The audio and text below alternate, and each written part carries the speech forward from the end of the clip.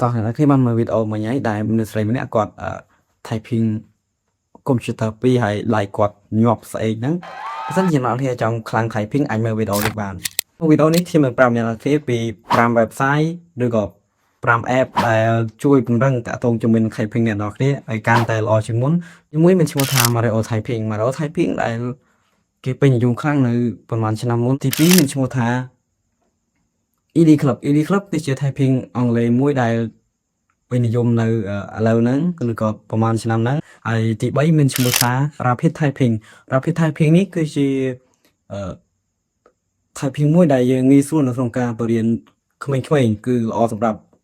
បរៀនក្មេងៗឲ្យគាត់រៀនចុចនៅក្នុងកុំព្យូទ័រកម្រិតដំបូងហើយទី4មានឈ្មោះថា typing ខ្មែរអ្នកវាអាចវាយមក typing ខ្មែរបន្តមកទៀតអ្នកមានចូលទៅក្នុង website របស់គេមកអាចរៀនវាយជាអក្សរខ្មែរបានគឺគេចេញអក្សរបែបនៅខាងលើនេះខ្ញុំនឹងដាក់ឲ្យអ្នកគ្នាមើលទី5ថ្មីនេះក៏ typing គឺជាapp មួយដែលគេពេញនិយមមែនតើសម្រាប់ពង្រៀនសិស្សមិនកម្រិតមធ្យមនិងកម្រិតខ្ពស់ដើម្បីឲ្យគាត់ងាយស្រួលនៅក្នុងការវាអត្ថបទជាលក្ខណៈជាអក្សរខ្មែរបែប standard អន្តរជាតិអញ្ចឹងនៅក្នុងវីដេអូនេះខ្ញុំបង្ហាញអ្នកនរគ្នាប៉ុណ្ណឹងអ្នកនរគ្នាអាច search បាននៅក្នុង